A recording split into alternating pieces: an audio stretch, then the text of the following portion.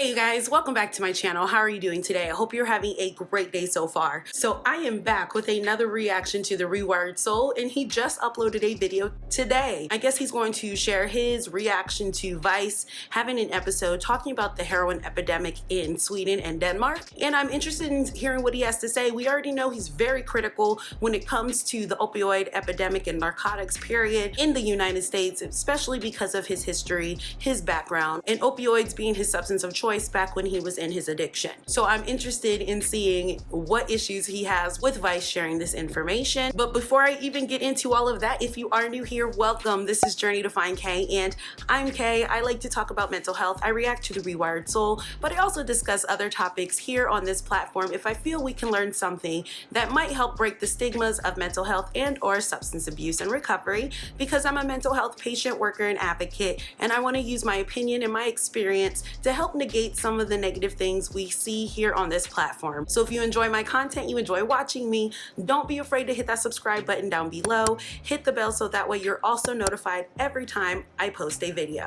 And I also wanted to remind you guys, I have a Patreon. If you missed my last video, I announced that I decided to start a Patreon where I can build my own little private community with you guys, and you guys can help support me to make sure I'm able to keep providing you guys with content here on this platform as well over on Patreon. Go check it out. It's patreon.com/journeytofindk, and I have different tiers for everybody. And right now I have a special going on to where if you sign up between now and February 21st, you will get a personalized shout out in one of my upcoming YouTube videos. That gives you guys time to get a personalized, dedicated shout out just for being my Patreon, no matter the tier, because all support matters and I appreciate you guys. And the link to my Patreon will be in my description box down below. So I wanted to remind you guys that I have a Patreon. I'm about to take this face off and totally forgot that I forgot to do a mental health check-in for our first video of the week. So mental health check-in, how are you guys doing? How is everything going for you? I hope everyone is feeling great. Me personally, I'm doing pretty well. I'm excited for my first therapy appointment in a couple of weeks. Getting kind of anxious about it, getting kind of nervous. New therapist, you know, that can be a moment, but everything is doing good. Ooh, guys, I'm serving looks. What? But let me know down below, how are you guys feeling? Check in, share what you feel comfortable with. But I'm checking in on that mental health right now, so let me know. Hope everyone is doing great. I'm doing good. Now let's continue the video.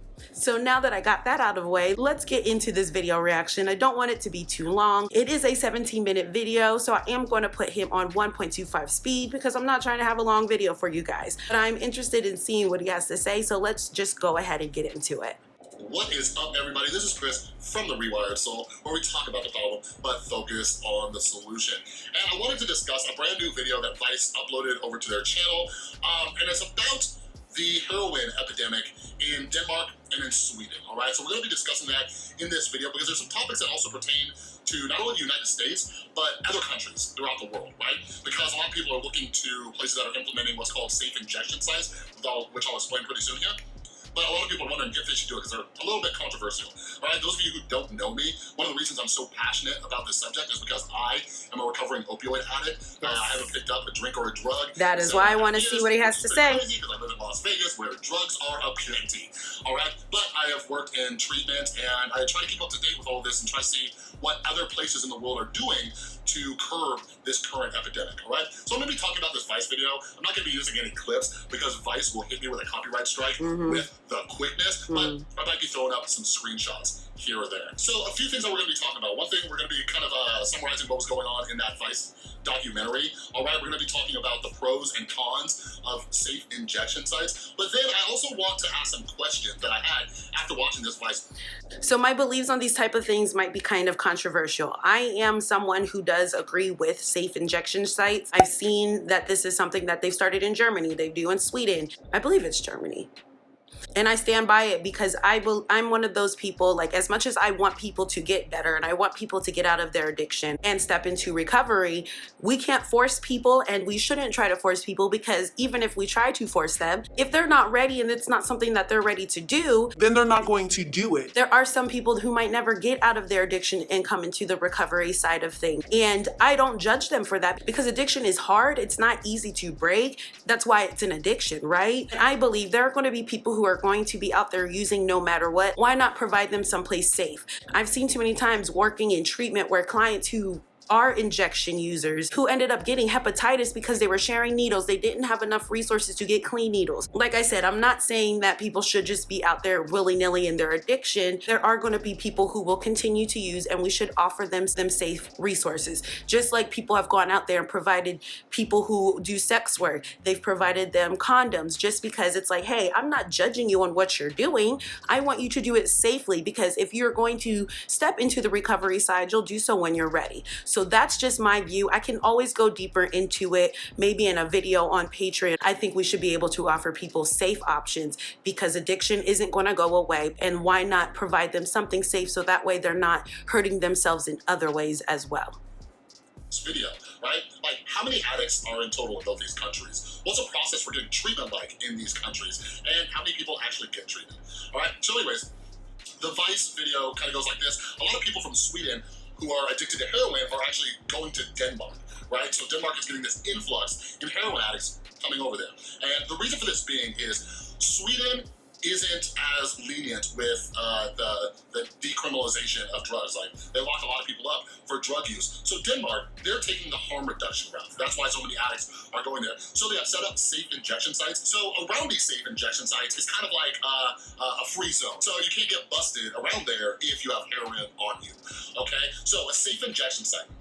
Which it should be, because we know, and I'm guessing this is all over the world, we know there are law enforcement that might stake out that location and say, yes, I can get them because you know they have drugs or drug paraphernalia on them. So I think that is a great idea for that to be like they said, it's a full-on safe space for these people to use safely. No, they do offer in these places as well options for you to get treatment, for you to go on to maybe methadone, things like that, but they're not sitting here judging or turning people away if they choose to use. I saw a documentary about it a while ago. I think it was Germany. I don't know for certain, but I think it was Germany, and it showed how they have these safe spaces. And this woman, she would leave her home for a few hours a day. She would go get herself a new needle she would use. It was enough to kind of, I guess, maintain her. She wasn't trying to go too crazy. And then she would go back home and take care of her duties. Now, again, like I said, I want everyone to get into recovery. I want everyone to get help, but we can't force people. And I'd rather you get something, like they said, go the harm reduction route,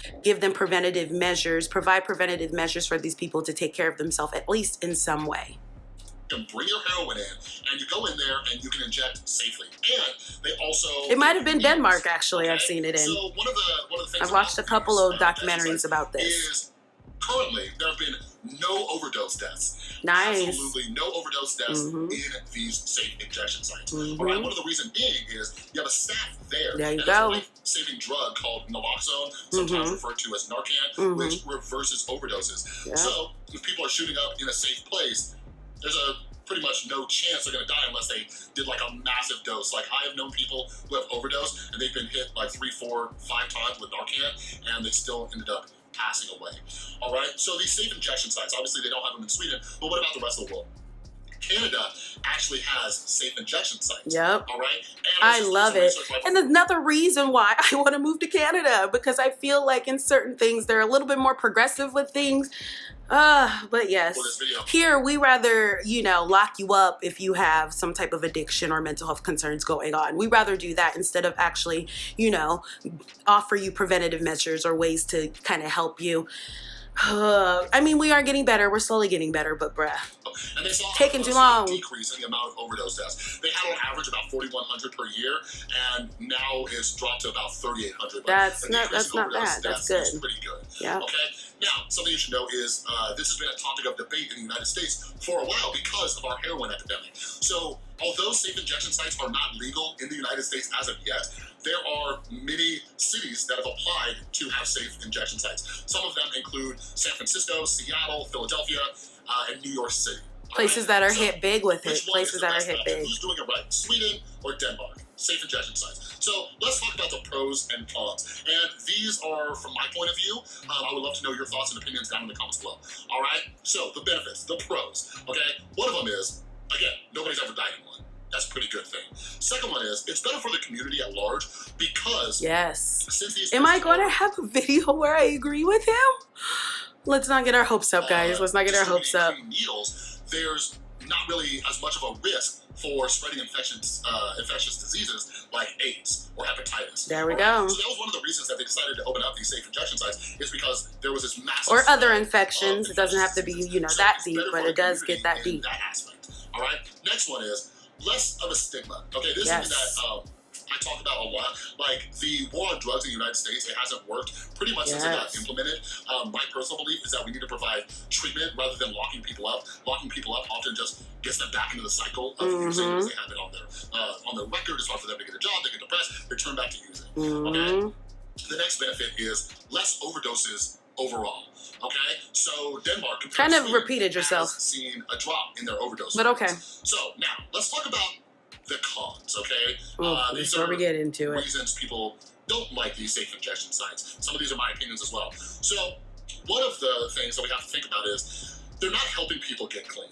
Okay, so I believe in Canada there are We some don't safe need, injection sites. and that's my thing. I hate people who try to push people into treatment. I don't like it. Incentivizing, if you're just giving someone an incentive to get clean, these people really need to want to become clean. I'm not saying there aren't some people who are, that might be that little push, but ultimately, if you are not in the position to get yourself better, you haven't hit your so-called rock bottom, I don't think incentivizing treatment is really going to help. I personally believe people should go into treatment when they are ready. And yes, there are times where people are forced into treatment, court-ordered to treatment. I've worked with those type of clients, and a lot of them, they did it because they just had to. I know a lot of them have relapsed. And incentivizing is great if you're already there and you're already thinking about it and you're like, this is what I need to do. That can definitely help, but it's not going to help everybody because, again, you have to be the one who's ready to get clean. If you're not, you're wasting the people at treatment's time. You're taking the bed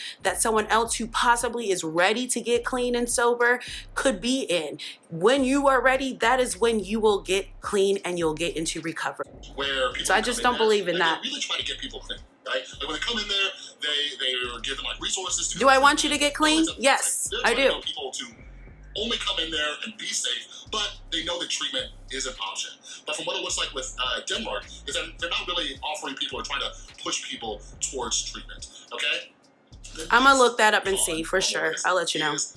It's not really helping the community when these people aren't getting clean. So one of the stories that they showed in there, and I think both the guys they interviewed, but these guys are homeless, right? And they talk about how, yeah, there's homeless shelters, you can get food, you get a place to sleep, but obviously they're not giving you heroin. So this dude is sitting here talking about how he still commits crimes in order to get his drugs, right? So in the United States, even though we don't have safe injection sites, we do have methadone clinics. And one of the reasons people want methadone clinics is because there are decreases in crimes. People are getting methadone for free, so they don't have to worry about, you know, people getting robbed. Not always for free. It depends on your insurance and things like that. When it comes to that, and it's not really decreasing the criminal rate, it might be decreasing certain types of crime because people will go out there and do other types of crime to get their needles, or whatever they use to use these substances. So I think there might be a decrease in certain types of crime, but again, it depends on how it's being reported and things like that. I do also partly agree because they are still responsible for trying to get their own. So people who don't have the money to, you know, get their supply may still turn to crime to get that, to be able to get that substance. So I get how it can be a catch-22. I think that it does decrease some of it, but I don't think it decreases it as fast as people might want it to.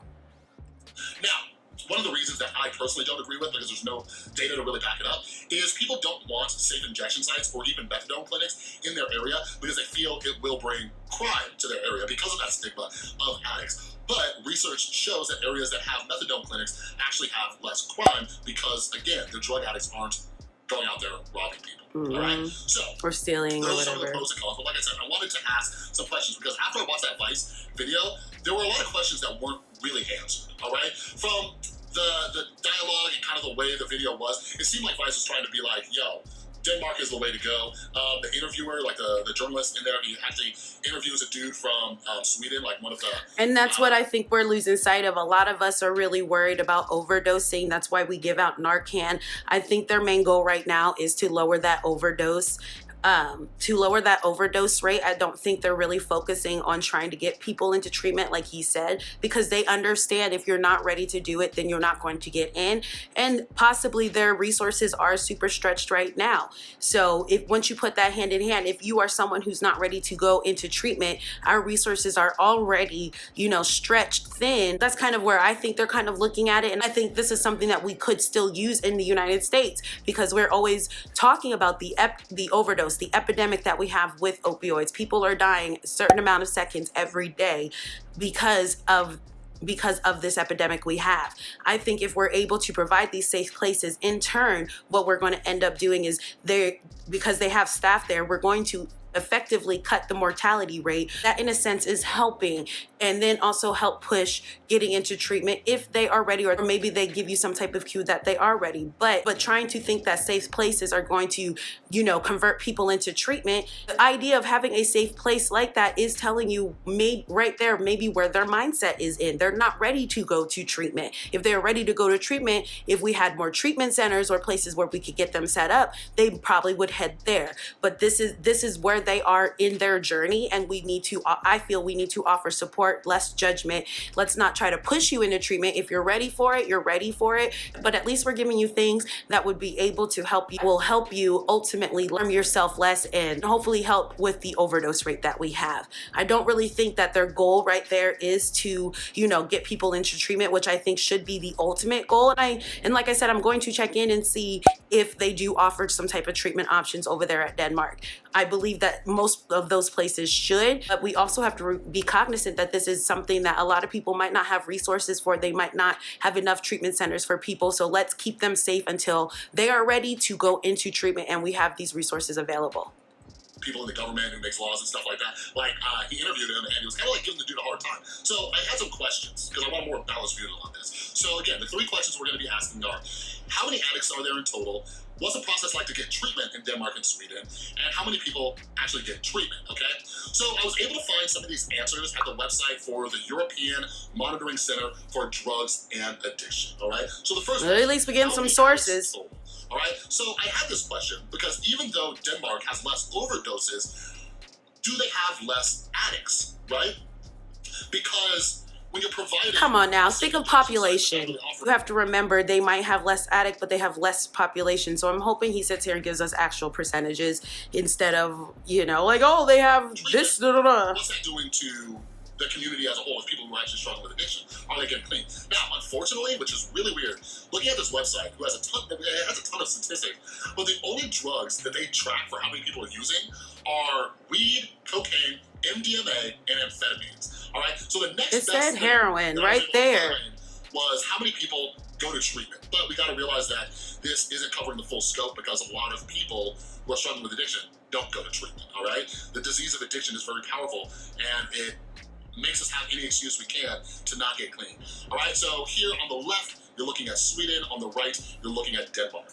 All right, so in Sweden, 24% of all people who go to treatment are going there for opioids. In Denmark, only 5% of people are going to treatment for heroin. Now, real quick, something that we need to realize too, Sweden statistics covers opioids in general. Yes. Denmark statistics only says heroin. Yes. So it's not taking into account prescription opioids. Like, that was my drug of choice. So I'd be curious what that's all about.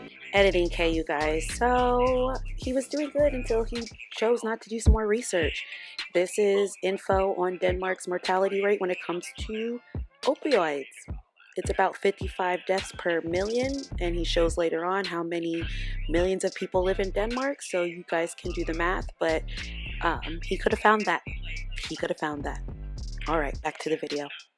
Now, real quick, looking at these numbers, like, Denmark has 63% of all drug treatment admissions for marijuana, for cannabis. Like, I don't know. Now I want to research that and see what the heck is going on over there. All right, but getting back to the heroin topic, Vice didn't cover this, but we can safely assume that in Sweden... I'm so bad with geology, so I'm sitting here and I'm like, is that... Or geology. I'm so bad with geography because I'm sitting here and I'm like, wait a minute, is Denmark near Amsterdam, or are they like different countries.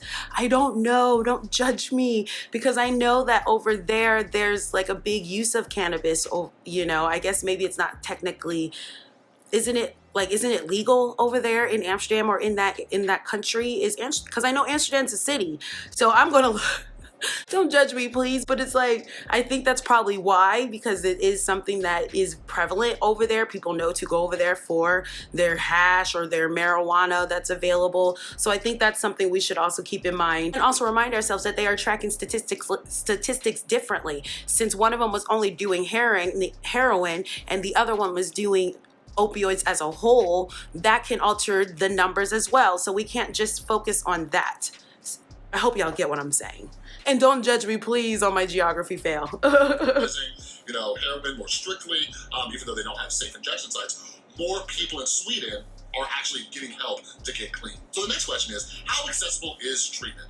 And I think this is a very important topic because we have this as a topic of more of a population. People have been talking all the time. I bet they have a higher population. Should we have a single-payer healthcare system? If not, like they do in places like Sweden and like Denmark. You know what I mean? So we hear people talking about Medicare for all. That's what they're talking about. So those who argue against Medicare for all, right, and when they talk about these other countries that have it, their primary argument is the long wait time. And personally, I think that's a pretty bogus reason not to implement that. So let's look at the treatment process for Denmark first. I don't know. Like I do think, I really personally wish we had a whole community, like a whole country type of system. And I can understand that if we are doing that, that's a lot of people to cover, but we can do it. You know what I mean? And the wait time, in my opinion as well, is something of kind of an excuse. But I know that these wait times can be long, and it's not just covering just addiction, it's covering for other terminal illnesses, other things like that. I know that can be a con, and I know that can be a con for some people, because if you're really thinking of real serious illnesses, which addiction is serious as well, but if you're thinking of terminally ill, serious illnesses like that, and you have to wait a few months to get treatment, I can understand how people might not like it. But overall, if we're offering healthcare for everybody and we're helping people get preventative measures, then hopefully we're catching those serious things ahead of time. Access to drug treatment within 14 days of the first contact or request is guaranteed for drug users over the age of 18, and in some cases for users that's really good. People who are entitled to treatment may choose between public and private treatment programs within the framework of a prescribed treatment plan, which is free of charge. That is really good. Drug treatment includes medical and social interventions and is delivered with close cooperation between the health and social sector. That's awesome. Wait, time out. So in Denmark, they are guaranteed treatment within 14 days, but people in the United States arguing against Medicare for all are saying long wait times. Let me make this very clear to you, as somebody who's been working in the addiction field for a long time. Currently, if you don't have insurance and you're going to a government-funded facility, those wait lists can take months. Yep. I have known people. Yes, they can. Yes, they that can. 2 months out. That is insane. So clearly they're doing. Now we're a little bit different out here. We have detox places you can just go in and they'll take you right then and there. But it is true, it can take up months for some people. Depending on the level of care that you're going into, it can be a lot faster, but ultimately there's a huge ass wait. So 14 days is not bad at all. Something right if they can guarantee you treatment within 14 days. All right? I'm not having a bad reaction, you guys. The treatment-related objectives of the Comprehensive Strategy for Alcohol, Narcotics, Doping, and Tobacco 2016 to 20 place an emphasis on enhancing the access and quality of care based on a client-centered approach. In Sweden, drug treatment is organized by social services and local communities, specialized outpatient clinics, hospitals, detoxification, and residential treatment facilities. Compulsory treatment for up to a maximum of 6 months is possible in Sweden, which is provided by the National Board of Institutional Care. So, again, time out. 6 months is free. And 6 months. That's so awesome. I've worked programs where you're there for 30 days. I've worked programs where you're there technically supposed to only be there for 90 days. But one of my programs I worked at, they were there for maybe a year or so because they had to go to another level of care, which was a step down. And then the waiting list there was a long time as well. So like I'm not having a bad reaction, you guys. And honestly, I really want services for us all. Like, why can we not have it? Because we're so dang on capitalistic and we don't. That's a whole nother story I could get into. You know, when I'm watching the people debate against Medicare for all, I love it. I want it so bad. I'm like, who likes their private insurance? Nope. Because I'll tell you this, working in drug treatment, all right, you are lucky. You are very lucky if your private insurance that people love so much covers you for 30 to 45 days. But in Sweden, you can get 6 months of inpatient Very treatment, all right? For no And if you cost. want longer, you got Think to about prove that you need it and go, How many people are getting and then treatment? that's where they're going to push you into the state services, so that way they can take care of it and you don't have to worry about it too much out of your pocket. But it's a mess. Yes, like I said, depending on, I work with low-income clients, so most of my clients in treatment and in my current clinic have state insurance, but we do get private. And when you're in private, a lot of the clients who had private had a dip after 30 days or whatever the case is, because their family couldn't afford it, unless, you know, they did have a family that had, you know, the coin for it, they would be able to stay. But a lot of them, if they had private, they left pretty quickly because treatment for some reason is so expensive. And we're not going to get into that. Treatment in Sweden versus Denmark. All right. Now keep in mind, Sweden has a little over 10 million people. Thank you. That matters. That matters. Okay, so keep that in mind as we look at these. Yes. All right. Didn't say that earlier.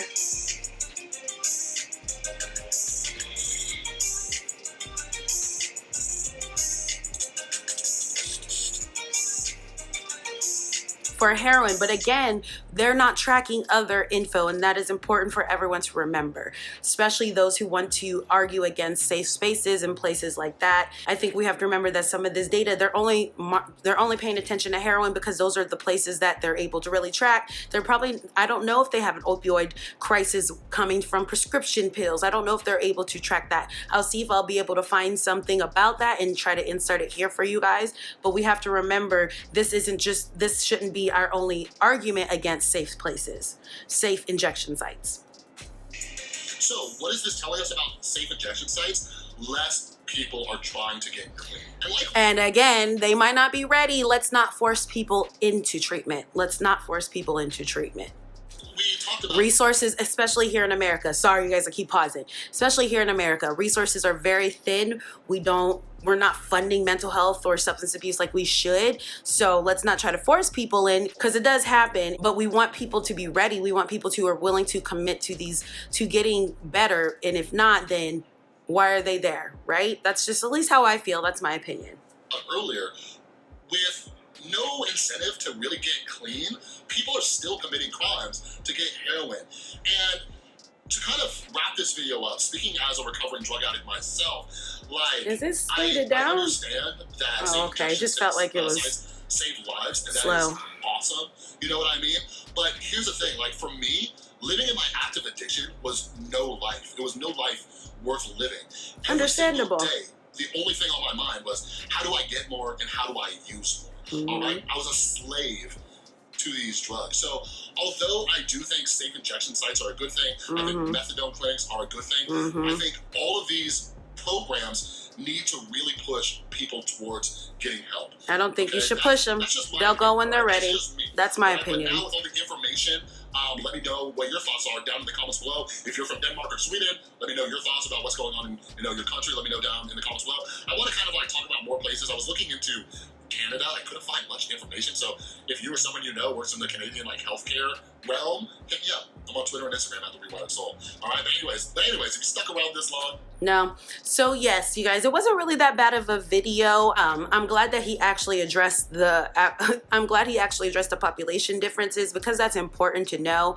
I also feel that we need to remember that Denmark wasn't actually tracking all of opioids. They were just tracking heroin. The reason why, the demographic that they're paying attention to are the people who are actively using, because they're trying to at least stop them from dying. We can't force people into treatment. That's just something that I really believe in. I think we need safe spaces. I also believe that we need to add more treatment centers. I also need to do that. We need to add more funding when it comes to mental health and substance abuse. Just point blank period, for us to really tackle this epidemic that we have. I personally feel that yes, you can offer treatment at these places, and that's awesome. But I also think that we shouldn't try to force people, because speaking specifically from the United States, our resources are thin and people are always lined up. There are waiting lists. Like he said, they get treatment within 14 days and can go up to 6 months of free treatment. Out here, you can take you months to get treatment. And a lot of places, if you have private insurance, 30 days maximum. So I think that we really need to focus on handling the whole thing all together. These safe spaces are great to me because let's do some preventative measures to where we're at least helping you to be safer, lower your chances of getting any other type of communicable diseases, such as hepatitis, such as HIV. Giving you a safe place to use, to me, is important as well. I think that if these people share that they want to get treatment, I do believe that they are going to offer them treatment options. But I think that they understand that we can't force anyone into treatment. Addiction's always going to be around, and once they're ready, and for a lot of people, once they're ready, once they hit that rock bottom, they'll get the help that they need. But until then, until that interim, they're offering services that can reduce harm. And I don't see an issue with that. All in all, this wasn't really too bad of a video. I'm glad that he addressed the population thing because that is important. I'm glad he's actually posting up some sources, actually trying to explain his position a little bit better. So I really don't have too much complaints. The main point I feel like came across is let's just not try to force people into getting help. Let's offer some type of support and resources throughout the different stages of addiction. And I think that's a great place we can start, especially because, like I said, a big thing that we always talk about is opioid overdoses, the overdoses that occur every day in this country because of opioid addiction.